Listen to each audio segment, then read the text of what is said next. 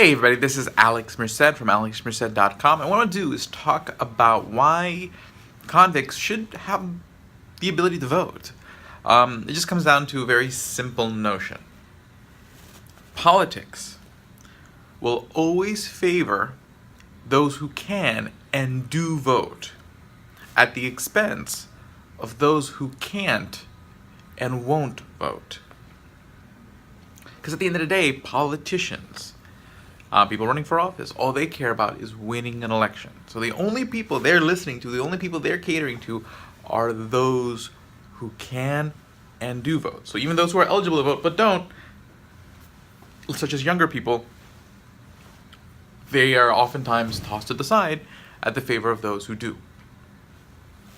Okay, so basically, the more organized you are, the more numerous you are, the more political ears you get. That's why sometimes, sometimes what seems like small interests get a lot of play because they're organized and they turn out to vote. Okay, that's what it comes down to. But it also means you can ignore people who don't vote. And that's where this whole criminalization thing becomes an issue, because that creates an interesting incentive from a political standpoint. Because if anyone convicted of a felony cannot vote, or even some crimes, then what happens, it creates an incentive to make anything that your political enemies do a crime. And to use that to enforce it on your political enemies. So that way there's less of them who can vote. So even if they're willing to vote, they can't. It creates an interesting incentive. Okay, so now what happens? You have this incentive of let's make everything a crime. Because, well, if it's something that people who don't vote for me like to do, well then the more they do it, the less they'll be able to vote against me. But at the same time, people who can't vote, again, become ignored. And now you have this over-criminalization problem. We're just making everything a crime and just throwing everybody in jail. But on the top of it, no one cares about how those people are treated in jail. Because everyone just assumes that every criminal is just a criminal. Because everyone's assuming it's all just, murderers, rapists, thieves. But when you have over-criminalization, you're throwing a lot of people in jail who are going to jail for non-violent crimes. Sometimes not even hurting anyone at all. And now there's no reason to advocate for them from a political standpoint because they can't vote. So who cares how the people in jail are treated?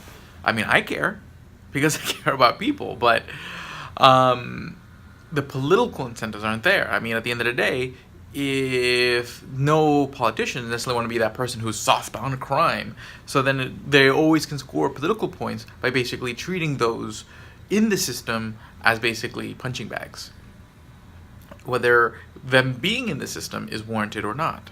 Of course, there are rapists, murderers, and thieves that deserve to be within that process.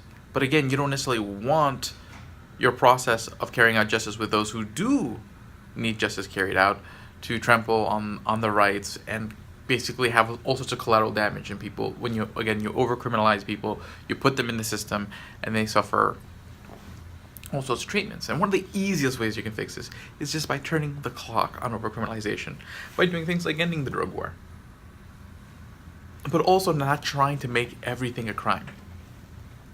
The answer to everything that someone does that you don't like them doing isn't saying, let's make that illegal. That's a bad answer. So, at the end of the day, why things are a good idea, sometimes you have to take a look at the politics of it, okay? And when on its face, you're thinking, oh, why would we want to give criminals rights? Okay, that's generally most people's reactions.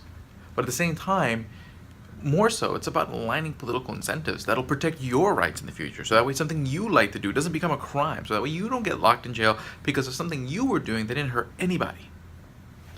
Okay?